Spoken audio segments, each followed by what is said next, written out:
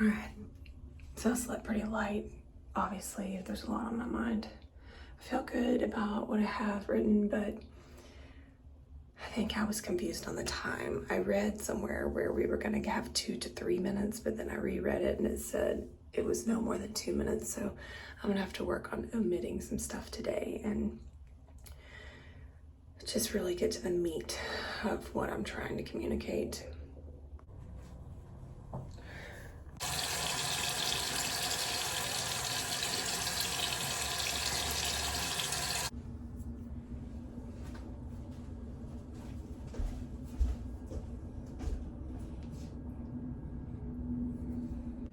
Scrutinizing what I'm gonna say in my head over and over again, feeling like I left some things out. So much pressure to get it all out in front of very important people in 2 minutes, but I know that God will use it and multiply it. Just like I think about the fish and the bread and how it was just so small, and it's not necessarily the content that we bring, but it's the heart in which we bring it, and God will bless it. So I'm just resting on that right now. These kids are ready at 6:14. I'm so proud of them and impressed. They're ready. They are ready.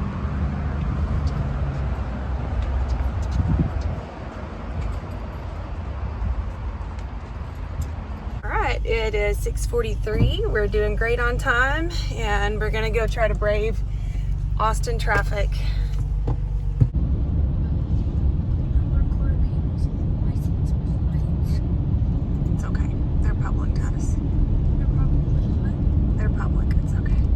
Y'all, you see that? There's nobody in that car. And it's driving. It's a robot car. We've never seen one before. We're pretty impressed. Why did they have that? Crazy. Is there somebody in the passenger? No. Nobody's. I mean, unless somebody's in the back. I would never ride in a car. All right, we made it. We're pretty proud of ourselves for navigating how to get to the parking garage and getting here on time. We've got our, what we're gonna say. Kids are in tow. There's Shelly. Let's do this.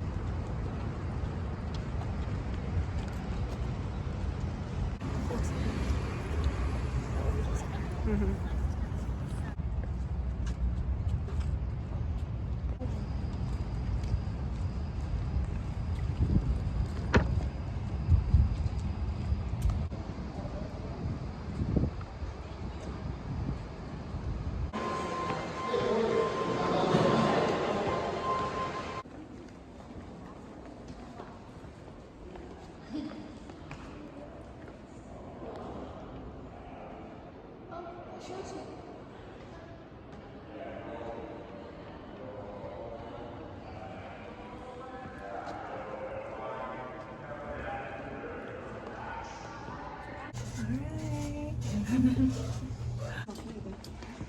Oh yeah.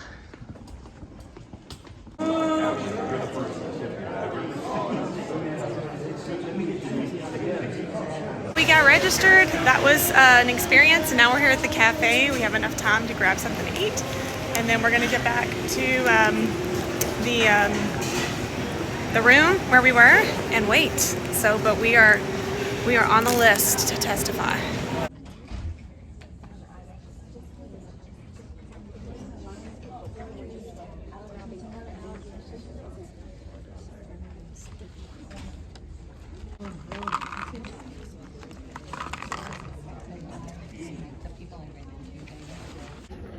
All right, we made it. We're registered. They're standing room only, so we are sitting on this little platform back here and hoping that when if media does come in here that we don't get kicked out. So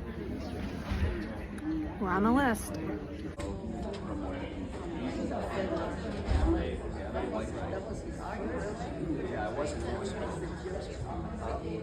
Present. Perry, Schwartner, West, Zachary. Quorum is present. Quorum is established. Good morning, everyone. Today we will hear public testimony on Article 2, Health and Human Services. Today the Senate is in session starting at 11 a.m., so I will try to call as many people as possible this morning. Texas State tattooed on his bicep. But honestly, we've been researching other states that have better budgets and better quality care for our sons so that we can live out our years not having to worry about what will happen to Nick when we're gone. We don't want to leave Texas. We want the best state in the union to increase the wages of group home attendants to at least $19 an hour so that we can find better qualified staff to care for the most fragile in our society, and allowing those who truly have a passion to care for the special needs population the ability to better provide for their own families. It's a total win-win. Thank you very much, and I've got my 40 copies if you guys need. Thank you very much. Wow, that was a really awesome experience. Forgive me for my ignorance here. I'm learning a lot, but the Senate is going to the floor right now.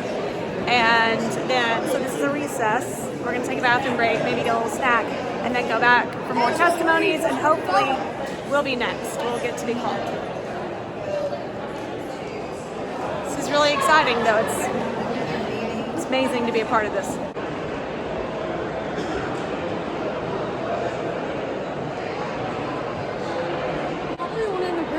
Yeah, probably so. Well, hold on.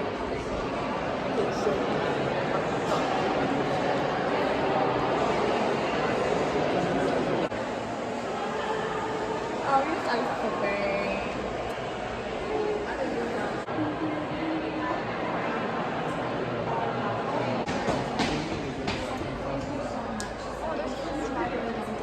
That's awesome. Whoa, look at all those kids. Oh, y'all don't get so close, please. Y'all don't get so close. Titus, get away. Scaring me.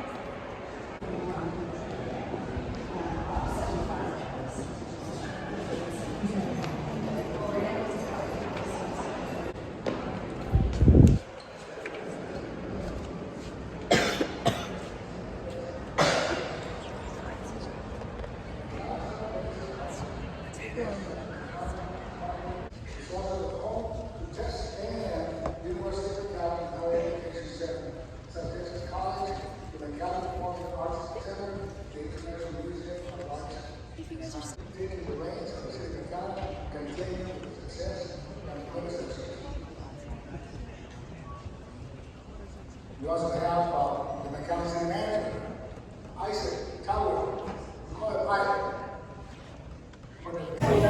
All right, we are in recess. We're having a great educational experience here back at the Capitol Cafe. Gonna eat some lunch and then go back and hopefully get ready to testify. But you have onions here. No, don't worry about it. I'll take you it. Even for you and me. You don't want to be eaten?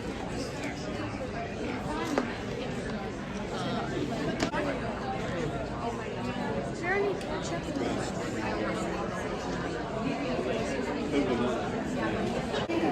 All right, y'all wave. Awesome. Woo! So glad y'all are here. Woo! He is getting excellent care in Lufkin State Living Center. Currently, we have received a crisis diversion SWAT while my family was going through a divorce and my daughter was fighting leukemia. My son regressed and could not take care of him. He was placed in a group home, but due to elopement issues, he was then transferred to Lufkin. For the months he lived in the group home, I did appreciate the care he received. He lived with 2 other adolescent boys with severe autism. During the day, they had 2 experienced caretakers and 1 on the night shift. These caring aides maintained order in the home, cleaned, cooked, transported the kids to and from school and other outings, took care of toileting needs, and worked in odd activities of daily living with each one. But that is only the tip of the iceberg. They were often put in dangerous situations, one reported being hit repeatedly in the head by an individual until she was placed into the hospital. I've seen the scars from bites and scratches, broken glasses, torn clothes, cussed at and spit at. Of course, I hate to cast individuals with special needs in this negative light, as I hope our society understands that this is part of their disease and not a matter of conscious wrongdoing. I saw none of these kind caretakers hold this against them. They are placing themselves in danger for a purpose, and that is to take care of the vulnerable in our society. They are so vital to the state of Texas, performing an often thankless job. They are doing holy work and deserve at the very least our appreciation and to earn a living wage. Almost all of the caretakers I knew worked overtime, drove older cars, and had families to support, bills to pay. As a single mother, I'm still reliant on the system to help me care for my sweet son. I owe these men and women a debt of gratitude, and advocating for better wages is the very least I can do as a mother and concerned citizen of Texas.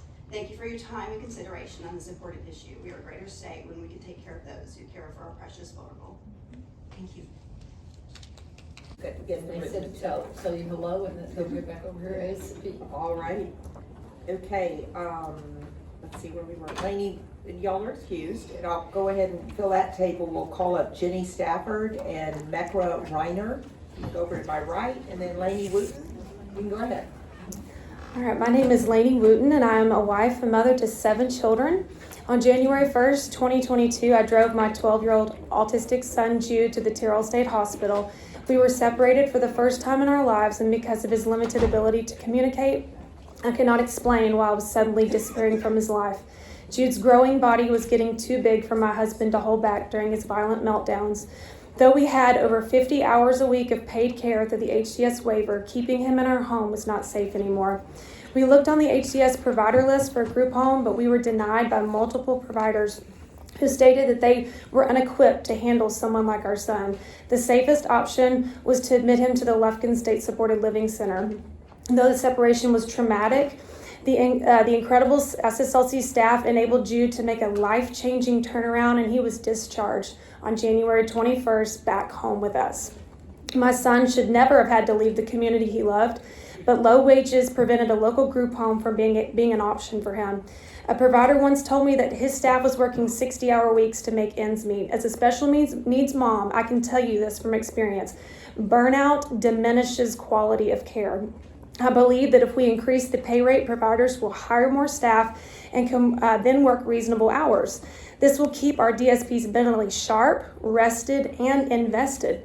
When you increase the pay rate last session for the Lufkin SSLC, my son was directly affected. This enabled a mass hiring of competent staff, which gave Jude the support he needed to stabilize. We must remember that a worker is worth his wages. I've seen the bloody and bruised marks on DSPs left by my son, the blue gloves on their hands as they walk into a restroom to keep him clean. I've seen them wipe food from his mouth to protect his dignity. I've seen them do all these things while telling me how much they love him. And as a mother, I value their work to the highest degree, and I know God does. Do you? Do you value the lives that they protect? If we believe that life has value from the womb to the tomb, we have to prove it with our actions. Thank you. Kara Poland. We did it! And we're gonna celebrate by showing you a mariachi band.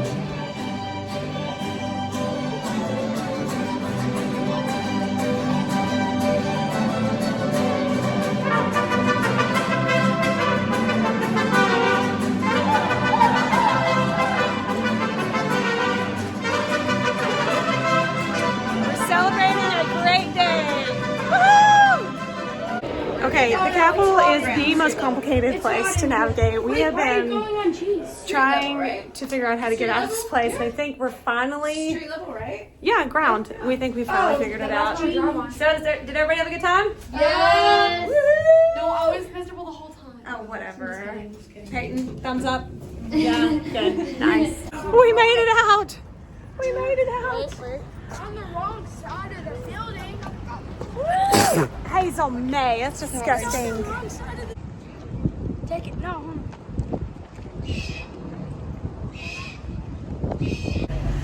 Okay, it's over. We did it. And I'm so proud of this crew, from the kids to the adults. We did not sit back and just let things happen. And we just hope that we made a difference today. And I hope this encourages you, because your testimony and your story matters. Speak up. Speak up for what's right, and feel the adrenaline coursing through your veins when you get the opportunity to stand up for the right thing, and don't stop, because gosh, we were made to make a difference. Go make a difference wherever you are. Use your story for His glory. All of it has a purpose. Thanks for your support. Until next time. See you later.